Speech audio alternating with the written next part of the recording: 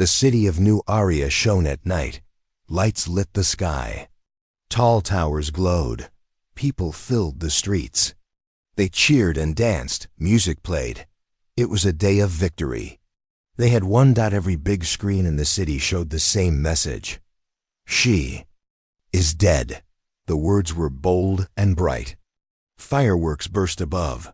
Colors blue, green, gold exploded in the air. People hugged. Some clapped.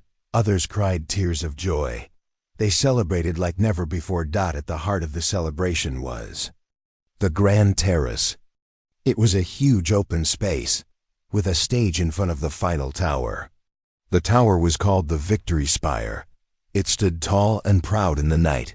On stage, Commander Ray spoke. She wore a neat uniform. Her face was easy and strong. Tonight, Ray's voice echoed, we celebrate.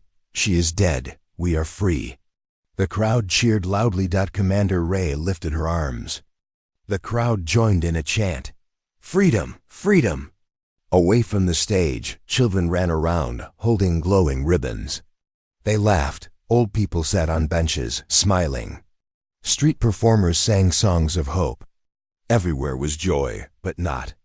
Everyone felt it. In the shadows, in a quiet corner away from the lights, a group of scientists watched computers in a small tent. The tent held the remains of the alien queen. She was the most dangerous thing humans ever faced. They had thought. She was dead after the final battle 2 nights ago. The scientists stared at graphs and screens. The charts showed her body temperature falling. It should have dropped to 0. It should have been flat. And yet, a tiny signal kept showing up. Look, whispered Dr. Malik, pointing at a screen. A small heartbeat icon pulsed at a low rate, almost invisible. The others leaned in. She's not dead, Dr. Malik said. Another scientist looked worried. Are you sure? The battle was brutal. We used a new plasma cannon. I know, Malik answered. But these readings, they say otherwise. They watched in silence. Outside, celebration roared. But in this tent, time stood still. Half a mile away, in the command center under the Victory Spire, high walls of metal surrounded military leaders. Screens showed city maps and live news feeds. The leaders watched the celebration. Among them was General Torres. He stared at the flashing images. She's dead, he said firmly. Yes, sir, his aide answered. Torres looked again.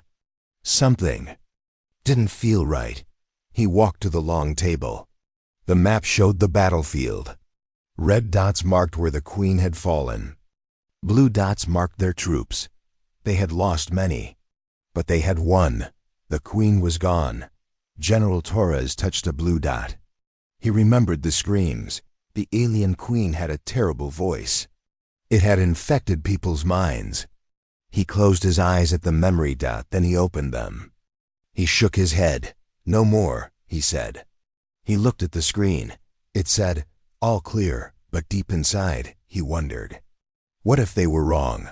Back at the Grand Terrace, fireworks flashed again. The cheers grew louder. A young singer named Lena stepped up. She was brave. She had volunteered to entertain. My fellow humans, Lena said, her voice soft but clear. Tonight we stand together. We stand free. We stand alive. The crowd cheered again. Lena began to sing. Her song was about hope and light. It filled the air. Children stopped to listen. Adults held hands. For a moment, nobody thought about war or death. Only about peace. But then, above the tower, the lights flickered for a second. The fireworks paused.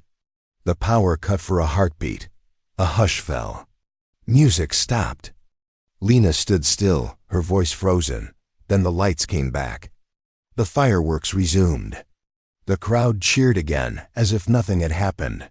But Commander Ray noticed. She narrowed her eyes.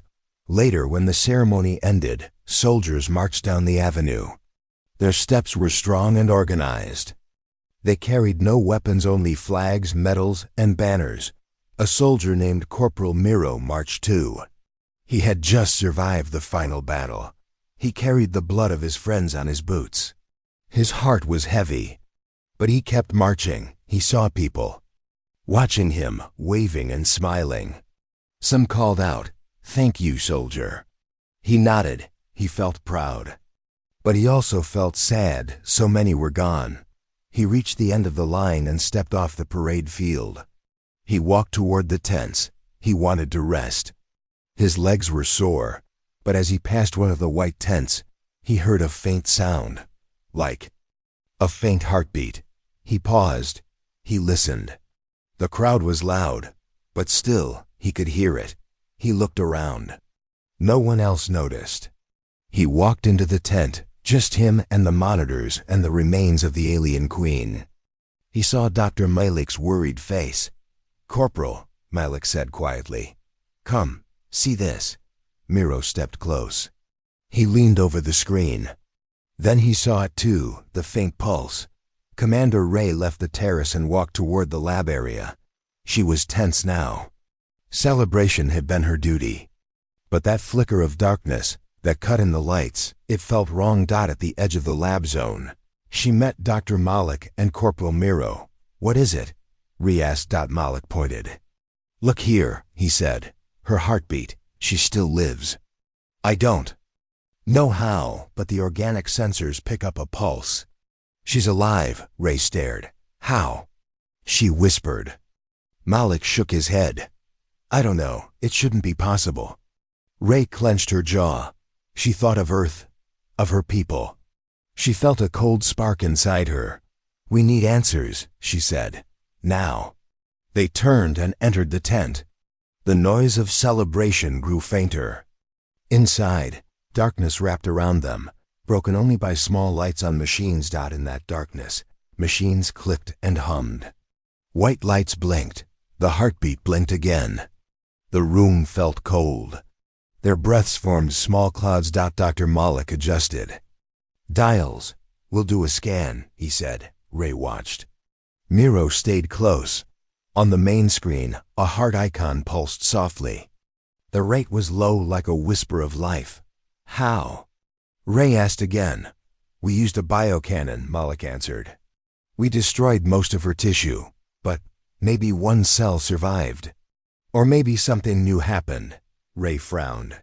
"Something evolved?" she asked. Malik nodded. "Possibly." Ray's mind raced. She thought of victory. She thought of celebration. She thought of Earth's safety. "They celebrated thinking she was dead," she said softly. Miro finished it. "But she isn't." Outside the tent, a breeze carried the last of the fireworks. Together, the three stood near the screen. Miro said, "What do we do now?" Ray reached out. She pressed a button, and the big screens around the city switched from celebration to caution. A new message appeared. "Confidential. Unauthorized. Victory celebration. Stand by for new orders." The crowd below paused. Some cheered, some looked confused. The control lights in the distance dimmed. Inside the tent, the small screen pulsed. The heartbeat continued. Ray took a breath. "We prepare," she said. "We never celebrate until it's over." Malik nodded. Miro squared his shoulders. He felt fear, but also a new purpose. They watched the heartbeat pulse. The city was quieting. The victory celebration was fading. A new mood started. Stronger and darker than joy. A mood of fear.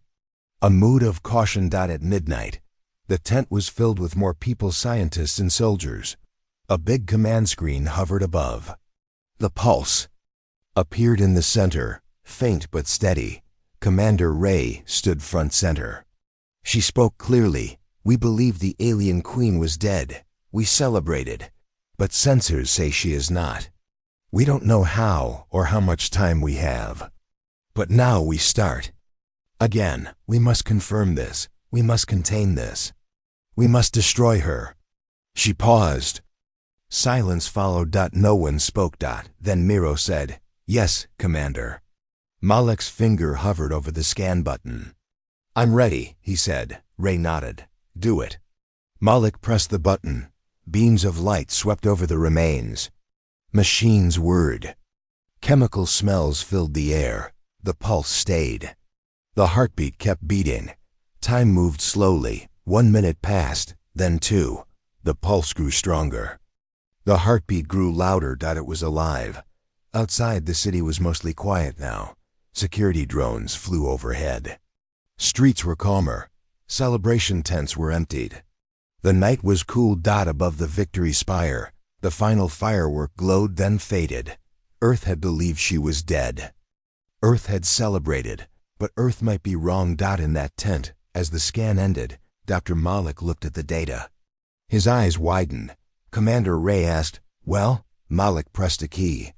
A 3D image popped on the big screen. It showed a cluster of cells.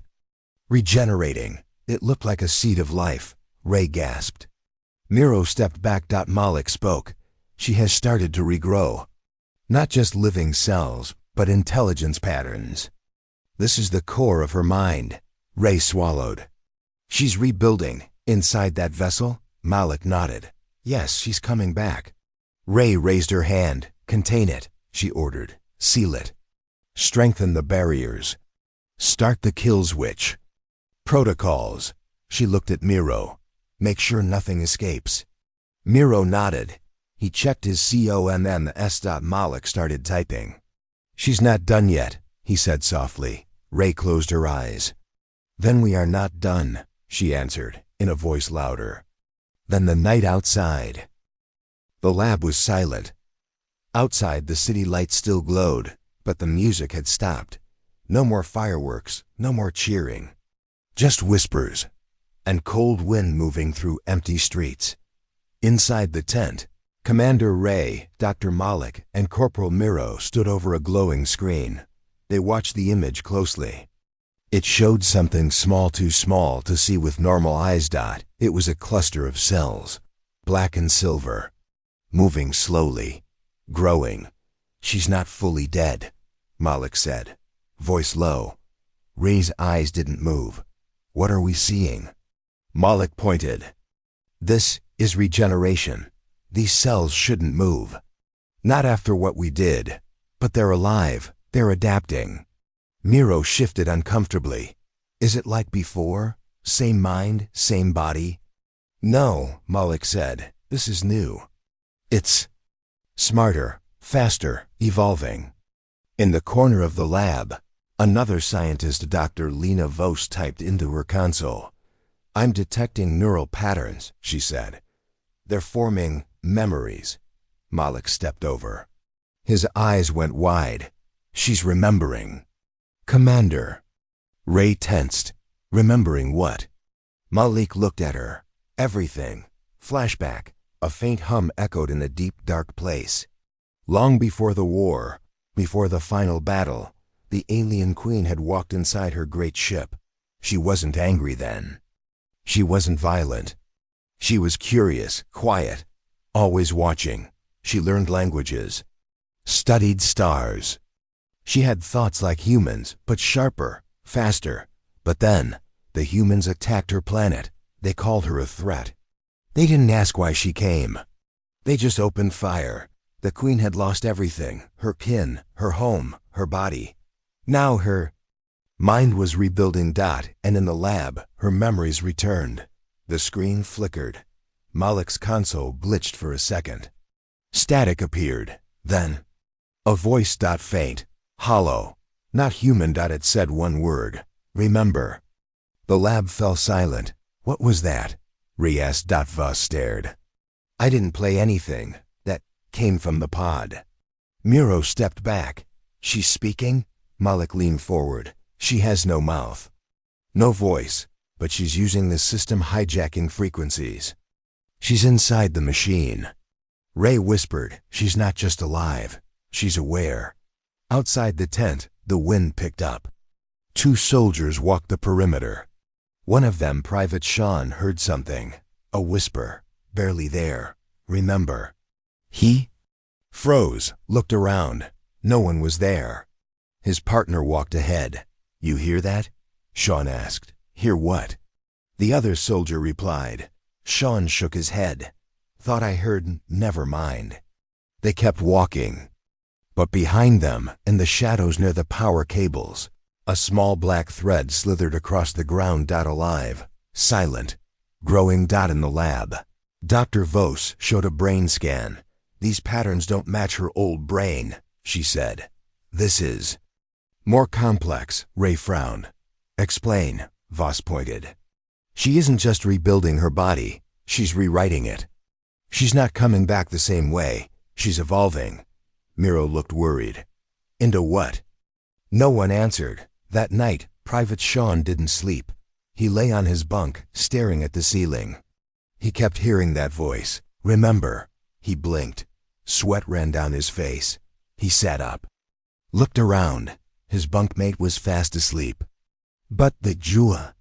Room felt cold. Sean stood up and walked to the mirror in the small bathroom. He splashed water on his face. Then he looked up. In the mirror, behind his reflection, a dark shape stood, eyes glowing blue. He spun around. No one was there. His chest pounded. Get a grip, he whispered. But in the mirror, the shape still stared. Back in the lab, Ray watched security footage, hours of camera feeds, but in one of them, something caught her eye. Footage from earlier that evening. The Queen's pod. For a moment, less than a second, the containment glass had fogged up. And there in the fog was a HANDPR from the inside. Ray paused the video. How? She whispered. She called Malik and Vos. They watched the footage. No one opened the pod, Vos said. It's sealed. It was never opened. Malik added, but something inside. It moved. Later that night, a lab assistant named Jordan was cleaning up. Everyone else had gone to sleep. Jordan was alone. He walked past the containment pod. It sat quietly. Nothing moved. Lights blinked. He glanced at it. Just for a second. Then he stopped. The pod was covered in frost. Thin lines of ice. But the lab was warm. He stepped closer. Inside the pod something shifted. A shadow. He leaned forward. And then glass cracked. Just a hairline crack. Jordan screamed. Morning came. Ray entered the lab to find broken tools, a smashed console, and blood on the floor. Jordan was missing. No trace. The pod? Still sealed. Still glowing. But now the frost was gone. The heartbeat? Stronger. Faster. The next scan showed something terrifying. She's not just growing, Malik said. She's forming limbs. Ray narrowed her eyes. A body? No, a new form. Nothing we've seen before. She's combining biology with something else. Machine? Energy? It's not clear. Ray turned to Miro. Prepare emergency code. We might need to kill the pod. But as she said it, every screen in the lab turned black. Then one screen lit up. The Queen's symbol. A spiral of stars. And her voice. I was not alone. I never was. At that same moment, 3 power grids across the city shut down. Lights blinked off. Military towers went dark for 5 seconds. When they came back, every screen said, remember. Ray looked at the message. She grabbed her radio. This is Commander Ray. Lock down the lab. Lock down the city. We're under threat. But no one answered. Only static. Then a new voice came through. It was Jordan. But his voice was wrong. Twisted. She showed me, he said. She showed me everything. She's not what you think. You killed her. You celebrated. But she remembers. And now, so do I. Ray froze. Where are you, Jordan? She asked. His voice was soft. Everywhere. Ray looked at Malik and Miro. She's inside him. Malik nodded slowly. She's spreading. She doesn't need a full body. She can exist in data. In minds, in memory, Miro whispered. Not all of her died. Ray replied, no, the part that mattered survived. A red warning light blinked in the lab. Silent containment breach level 2, but no one spoke. No alarms. no sirens. The lab was quiet. Too quiet. Commander Ray stood in front of the alien pod. She stared at the display. Temperature, unstable heart rate, unknown neural activity, off the charts. She's coming back, Ray said. Beside her, Dr. Malik wiped sweat from his forehead. Not just back, he said. Something new is forming. Ray narrowed her eyes. Define new. Malik showed her the scan. The figure growing inside the pod was not human, but not like the Queen's old form either. It had long arms, a slender head, and wires fused into its skin, a hybrid. Part flesh, part machine. Ray whispered, a rebirth. Outside, in the city, people were still celebrating. They didn't know anything was wrong. Children waved flags. Drones flew by with banners that read, "Victory," against the alien threat. But underneath the streets, something moved. Black tendrils slithered through the sewer tunnels. Silent, alive. Back in the lab, Dr. Vos stared at Jordan's blood sample. His DNA had changed. It's rewriting itself, she said. His blood isn't human anymore. Miro, the soldier, stepped back.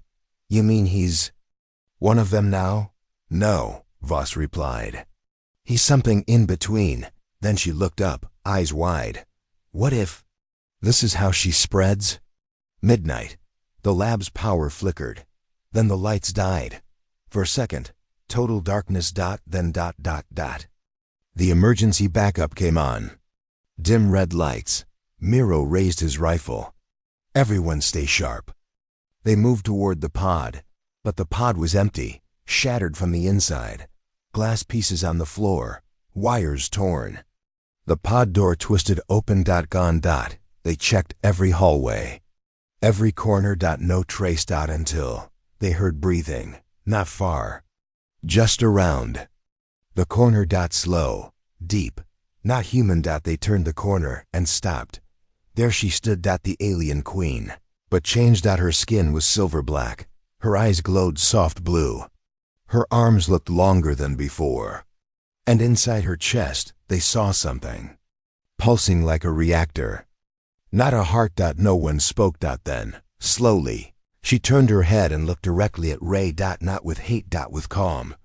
Then she said, in perfect English, "You took my body, now I take yours." Miro fired first. His bullets hit her chest, but they didn't stop her. Her body absorbed the impact. Liquid metal closed the holes. No blood. She stepped forward, not rushing. Malik grabbed Ray. "We have to run now." They turned and ran through the lab's west wing. Door after door slammed shut behind them, but the Queen didn't follow. She didn't need to. Instead, she walked to the center of the lab and placed her hand on the main computer. Her fingers melted into the console. The lights flickered, and outside, across the military base, every drone shut down. Up in orbit, a satellite beeped. Its systems glitched. And then it rebooted with her symbol. She was in space now, spreading. Later that night, Ray sat in a dark corner of the emergency bunker. Her voice shook. "She didn't chase us. Why didn't she?" Dr. Malik answered, "She doesn't need to kill us. She wants to transform us. That new body, it's a prototype. She's testing it." Miro added, "She let us go on purpose. She's warning us." "No," Ray said. "She's showing us what's coming." In the city, at 3:11 a.m., Jordan walked down an empty street. He wore a smile. His skin glowed faintly in the dark. A little girl walked past with her mother. She stopped and stared at him. "Mommy," she said. "His eyes are weird." The mother turned, but Jordan was already gone. Only a symbol was left on the wall behind them. Drawn in blue light, the same spiral of stars. Meanwhile, at a secret military base in the Arctic, a group of generals watched satellite footage. They saw what had happened. The lab. The Queen. One general stood up. "If she spreads, if she uploads herself into more systems," another said, "we'll Lose control of Earth in days.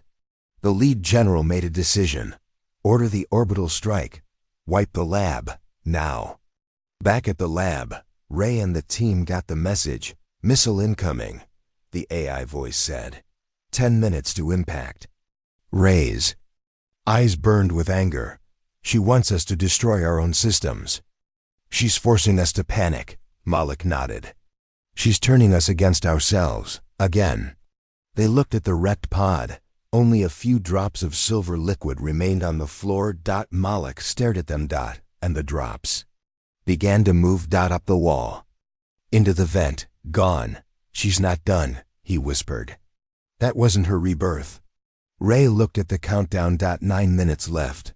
This was just the beginning, she said. The orbital strike hit the lab in a fiery explosion. Flames roared, metal melted. Smoke rose high into the sky. But deep underground, far below the blast, something stirred. Commander Ray and her team escaped just in time. They stood outside the crater, watching the ruin. It's over, Miro said. Ray shook her head. No, it's only the start. Malik checked his tablet. Signals are still active inside the base, he said. Ray frowned. How? The pod was destroyed. Malik tapped on the screen. Fragments of her liquid form escaped. They're spreading underground, into the city systems. Far away, Jordan walked through a busy subway station. His eyes glowed faint blue. He paused near a wall covered with graffiti. Slowly, a black thread crawled from his sleeve. It slid into the cracks in the wall, disappearing. Back at the command center, the generals watched the live feed. Containment failed, the lead general said. Another officer sighed.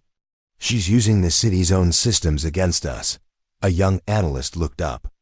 She's not just alive, she's infecting the network. The AI, the satellites, even humans. Ray leaned forward. You mean she's controlling people? Yes, the analyst said. And it's fast. The infection spreads like a virus. At a hospital, a nurse noticed something strange.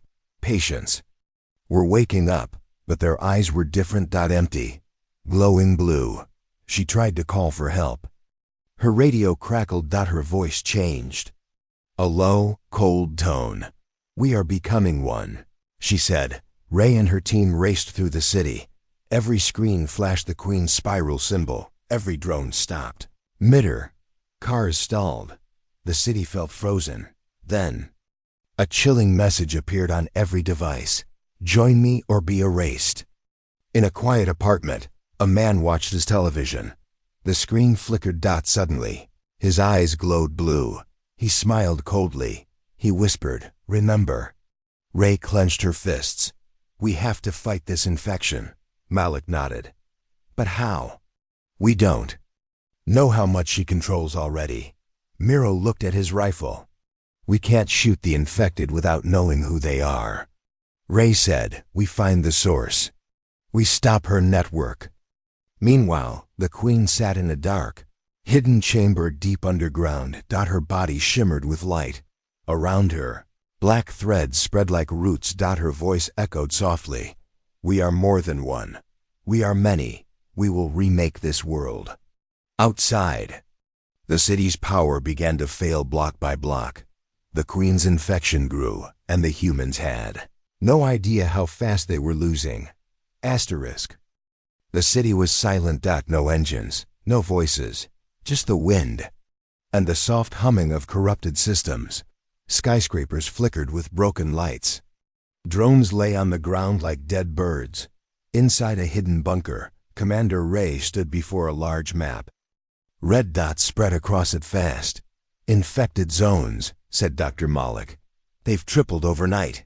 Corporal Miro added, the Queen's everywhere. Phones, TVs, even medical implants. She's inside people now. A soldier rushed in. Ma'am. We have contact Sector 14. Ray turned. Human or infected? Human. They're calling themselves the Spark, civilians. Fighting back. In an abandoned metro station, the Spark had made their base.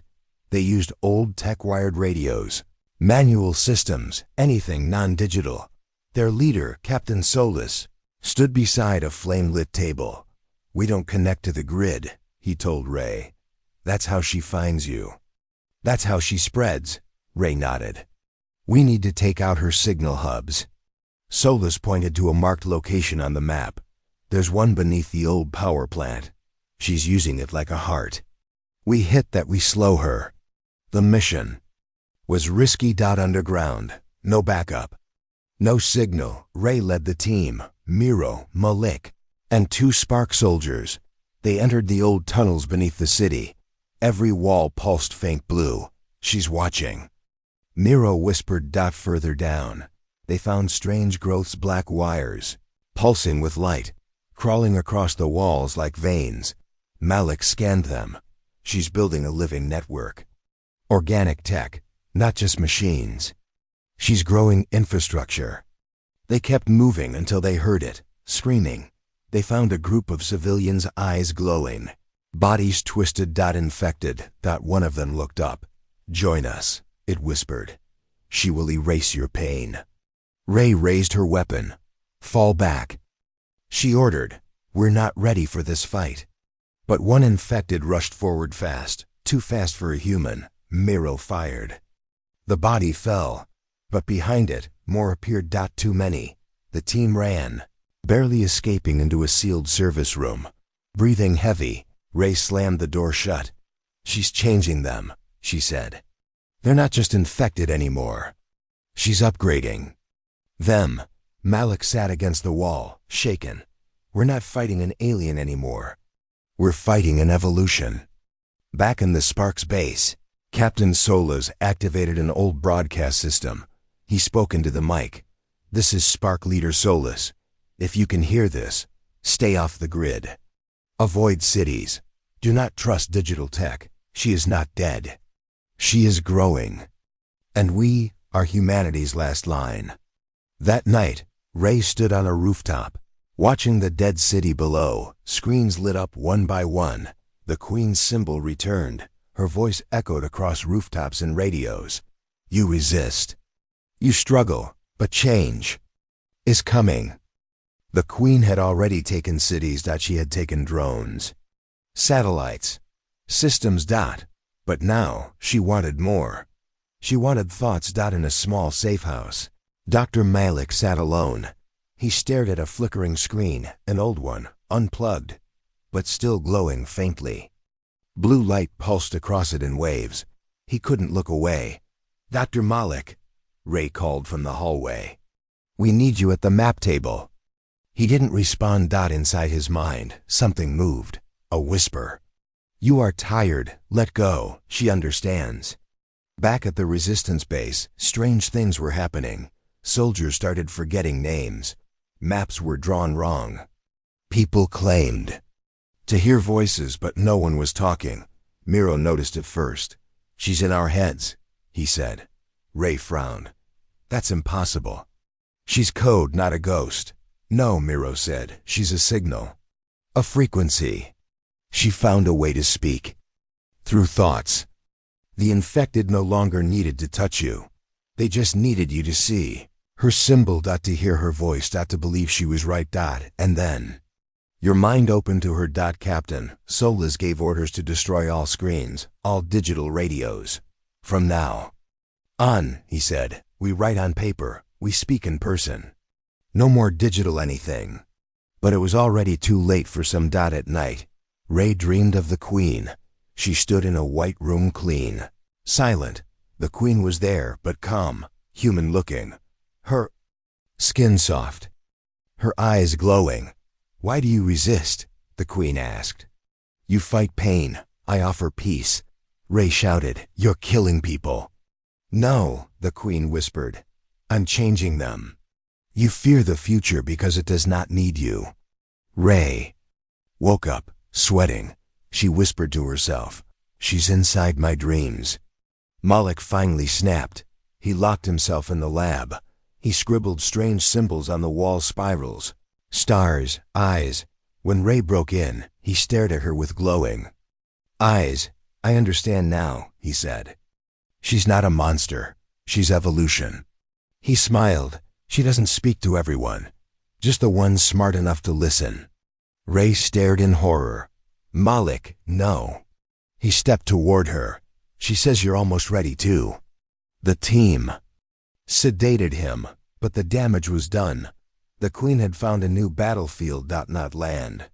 Not machines, but the human mind. Now, no one could trust their own thoughts, or their dreams, or each other. Captain Solis said, the next war isn't out there. It's in here. He tapped his head, and we're all already infected, even if we don't know it. That night, Miro stood watch on the roof. He saw a blue glow in the sky, not from a ship, from a satellite flashing her signal down like a star. He whispered, she's rewriting the world. From above. Down below, Ray took out an old notebook. She wrote one word, trust. Then she crossed it out. She didn't know who to believe anymore. Not even herself. The sky looked normal, bright, blue, peaceful. But behind that calm sky, something dark was happening. High above Earth, satellites spun slowly in orbit. Some were silent, some blinked. But many now glowed with a soft blue light. It was her light. The alien Queen had taken control of Earth's satellites. She wasn't using them to spy anymore. She was using them to speak. Wherever the signal reached, people started to change. They didn't scream. They didn't run. They just believed. Commander Ray stood in the old resistance bunker, eyes tired, hands shaking.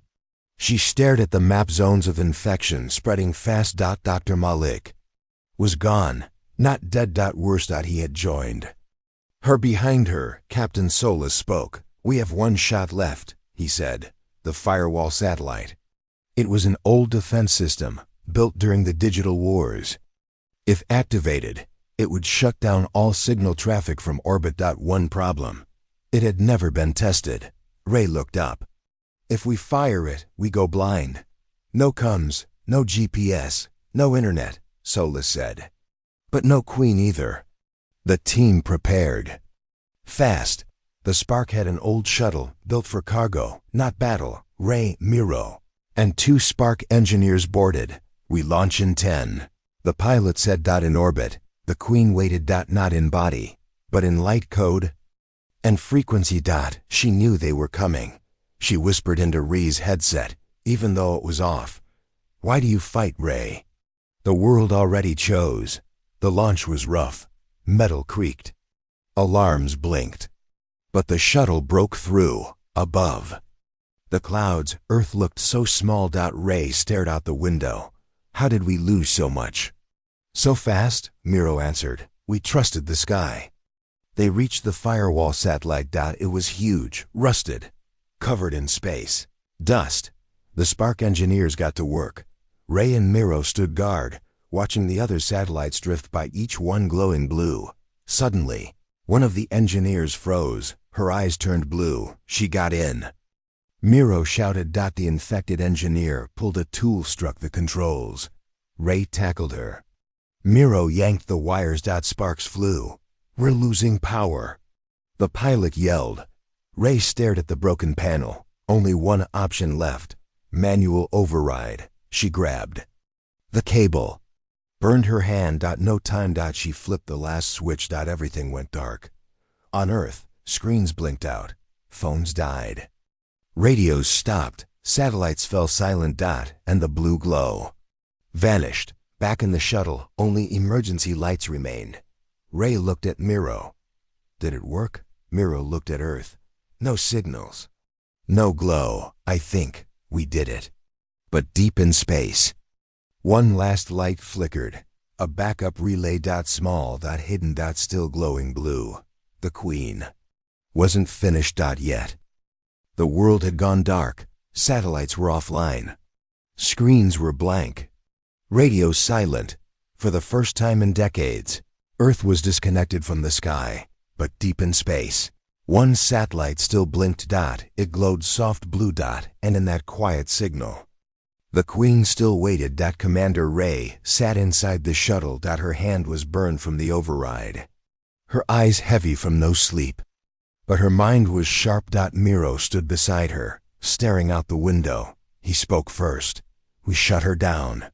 No, Ray said. We slowed her. Down on Earth, people stepped outside. They looked up and saw the stars again. No messages. No voices in their heads. No blue light. Just silence. Some cried. Some laughed. Others felt empty. They had heard the Queen. And some had liked what they heard. At the Resistance base, Captain Solus gave the news. The Queen is cut off. But a backup signal still glows. One satellite. One last thread. They had tracked its position farther than expected. Near the edge of orbit. Almost out of Earth's reach. It's not just a relay, Solus said. It's her core. Back in the shuttle, Ray knew what had to be done. We end this now. The shuttle changed course. One last flight. One last mission. The backup satellite wasn't like the others. It was large, circular, almost like a cocoon. As the shuttle approached, the lights flickered. Inside the satellite, something moved. Not metal. Flesh. The Queen had changed again. Her new form was small, human-shaped, almost peaceful. She floated inside a clear chamber. Wires wrapped around her like vines. Her eyes open. Blue, calm, watching. The shuttle docked. Ray and Miro stepped into the satellite. No weapons. Just pressure suits and one gold dot. As they walked through the narrow tunnel, the Queen's voice echoed without sound. It was inside their minds again. You came far, Ray. You turned off your own sky. You silenced your own kind, just to stop me. Ray said nothing. The Queen continued. But I'm not your enemy. I never was. I offered peace. Evolution. No war. No fear. Miro whispered, then. Why take minds? Why twist people? Because you wouldn't listen. They entered the core room. The Queen floated in the center. Around her, screens blinked on, showing images from Earth. Cities rebuilding. Fires gone. People hugging. Look, she said. I helped them. I removed pain. I gave purpose. Ray stepped closer. You also erased their choices. The Queen nodded slowly. Yes, choice brings fear. Fear brings war.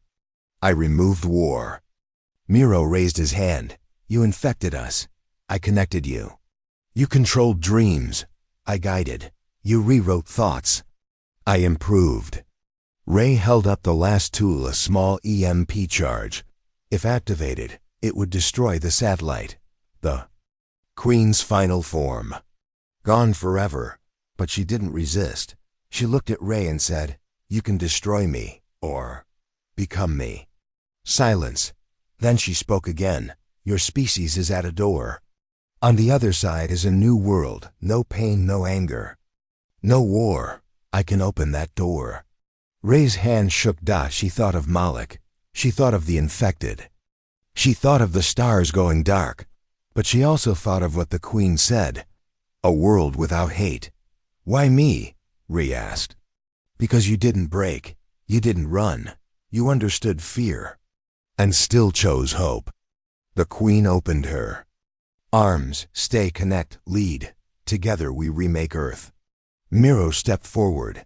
Don't trust her, Ray. This is a trap. A soft trap. A sweet lie. Ray nodded. I know. She looked at the Queen. You were right about one thing. What's that? Ray's voice became steady. We are at a door. She dropped the EMP at her feet. The Queen's eyes widened. Wait. Too late. Ray pressed the button. A pulse of light filled the chamber. The screens went black. The chamber cracked. The Queen's image flickered, then faded. No scream. No explosion. Just silence. Real silence. In the shuttle, Miro helped Ray sit down. They looked at the Earth through the window, still spinning, still alive, without control, without her. Back on Earth, people woke up with clearer minds. No more voices. No more whispers. Just their own thoughts. For better or worse. Captain Solus received the final message. Satellite offline. Signal gone. She's finished. He turned to the resistance. It's over. We're free. But freedom felt different. Now. Heavy. Real. 2 weeks later. Cities began to reconnect. Slowly, carefully. Old networks rebuilt. But some things had changed forever. The spark became global. A movement, not just a group. They taught one rule. Think for yourself. As for Ray, she never returned to command. She moved far north, to a quiet cabin by the mountains. No screens. No signals. Just wind, trees, sky. Sometimes she looked up at the stars. And wondered, had the queen truly died? Or had a piece of her survived, somewhere, waiting? But she never saw the blue light again, only stars, the end. Asterisk.